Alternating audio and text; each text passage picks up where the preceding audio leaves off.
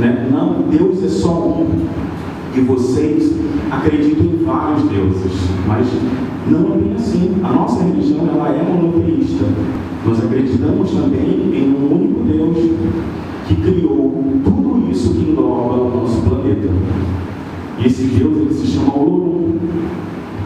O seu Deus tem outro nome, mas o meu é Olorum. A maneira de como você acredita na criação da Terra, eu também tenho uma maneira de acreditar. Eu também tenho teorias de como tudo isso foi criado. Então, quem criou tudo isso foi o Olorum. Né? Eu tenho que ter essa concepção de que o Candomblé, ele é uma religião que tem apenas um único Deus. E ao redor, né, de todo essa divindade suprema, nós temos os nossos orixás. É muito comum falar do descobrimento do Brasil. Né? A gente aprende isso na escola. Vamos estudar hoje o descobrimento do Brasil. Mas, na verdade, o Brasil ele foi conquistado porque aqui já tinham habitantes. Né? Então, aqui tiveram os habitantes, onde os índios foram os primeiros escravizados. Os portugueses chegaram, né? Conquistaram todo esse nosso território, encontraram os índios aqui, e aqui esses índios eles foram extremamente surrados, tiveram que fazer um trabalho, foram enganados de fato, né? Foram enganados de todas as maneiras para poder os portugueses dominarem todo esse território riquíssimo que tinham. Começaram a surgir algumas reuniões, né? Que eram chamadas de alunos, batucajé, batuque, é o que eles colocaram ali naquele momento, né? O candomblé ainda não tinha surgido nesse momento. Nesse momento, como eles trocaram ideias, cada um disse algo em relação ao que ele costumava fazer. Não, lá na minha nação, de onde eu nasci, eu era acostumado a cultuar dessa maneira. Que legal! Lá na minha nação era assim. Poxa, que bacana! Vamos unir esse conhecimento e vamos tentar montar alguma coisa que a gente não pode desistir do que a gente acredita. Então, nesse momento, eles começaram ali a trocar esse tipo de conhecimento e a montar o que a gente pode considerar como a primeira cerimônia religiosa, né, de matriz africana. Eles faziam isso em qualquer lugar? Vamos ali rapidinho, vamos fazer isso? Vamos montar aqui na senzala? Não. Era tudo escondido. Eles não poderiam ser vistos, porque eles eram proibidos, né, de profanar sua fé de qualquer situação que seja. Então tudo isso era vedado. Tudo isso, na maioria das vezes, era feito em locais bem distantes da casa, né, de onde eles frequentavam, dos senhores a quem eles pertenciam. Então, geralmente, eles tentavam se distanciar ao máximo para poder se reunir e para poder começar ali, de alguma maneira, né, a tentar idealizar o que eles trouxeram da cidade natal. Tinha sua forma de cantar, porque a África, ela é canto, né? A gente vê aí no Instagram, agora tá muito popular, eu não sei dizer o nome, mas umas criancinhas africanas que elas têm dançado. Isso é a África. Então a África que trouxe essa musicalidade e essa dança como expressão dos seus deuses. Então cada lugar a gente tinha também uma dança.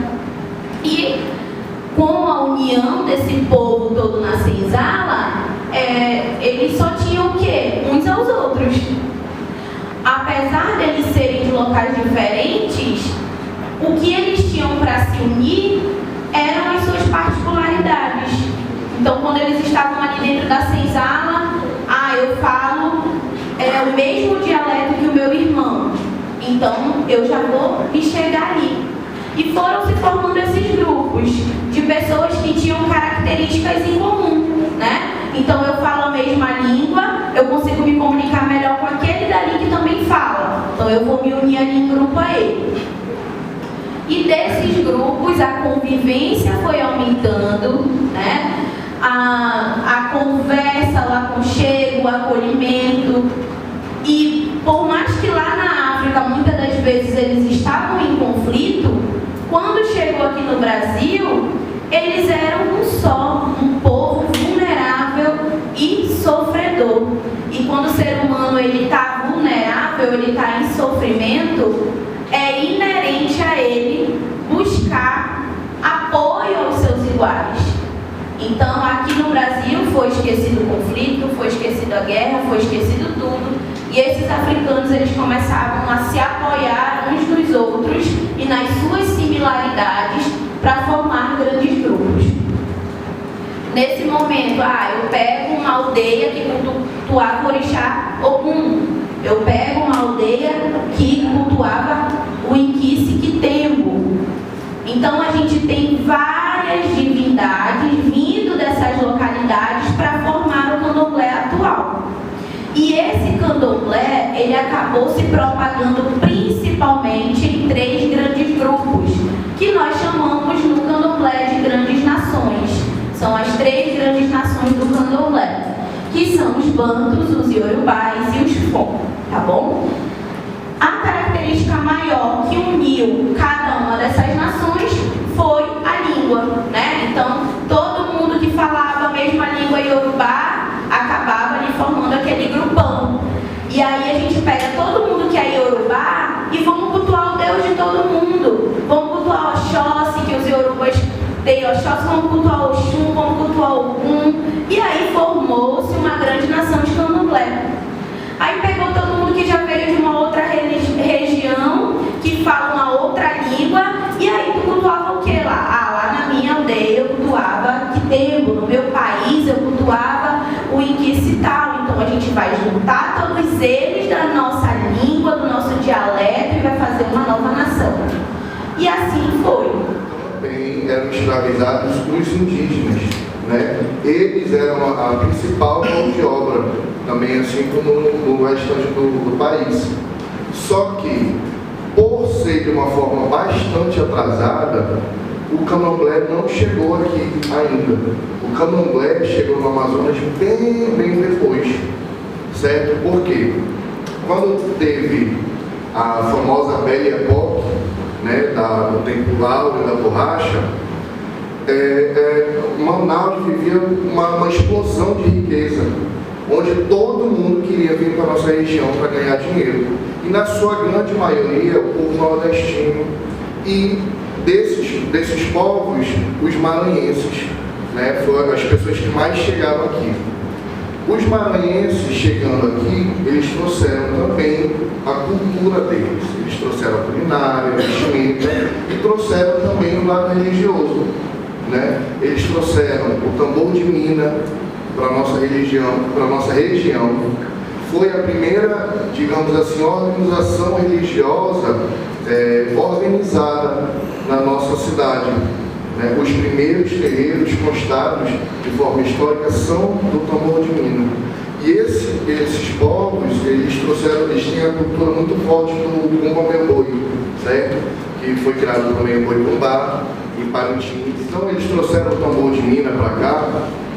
E nessa época a Umbanda não era formada ainda. Por quê? Em 1872 foi que foi criado o primeiro terreiro na nossa cidade, o tambor de mina, certo? A Umbanda ela foi criada somente em 1908 pelo seu Zélio de Moraes, o caboclo das 7 encruzilhadas. Então, assim, há registros históricos que a Umbanda já existia, né, de forma irreverente. Porém, essa organização realmente, de fato, documentada foi apenas em 1908 pelo seu Zélio, certo? Então, vamos voltar um pouquinho na parte do Amazonas, onde a gente tem o primeiro terreiro de tambor de mina. Passa mais um pouco. Sim, aí. O primeiro terreiro é no bairro do Morro da Liberdade, certo? Da mãe Dona Joana Gama. Ela foi a primeira sacerdotisa a criar um terreiro de tambor de mina aqui. Depois ela foi sucedida pela Dona Quintina de Jesus. Depois quem assume é a sobrinha dela, Dona Zumira Gomes, que é a famosa mãe Zumira do Morro, onde ela tem diversas histórias. Ela foi homenageada por escola de samba, ela se popularizou de uma forma bem grande no nosso estado. Dessas maranhenses foi um terreiro também chamado de Santa Bárbara, que posteriormente recebeu o nome de Seringal Mirim, certo? Por quê? Porque existiam muitas seringueiras na época. Então, Dona Maria Estrela foi a primeira a fundar esse terreiro, junto com a Dona Antônia Lobão.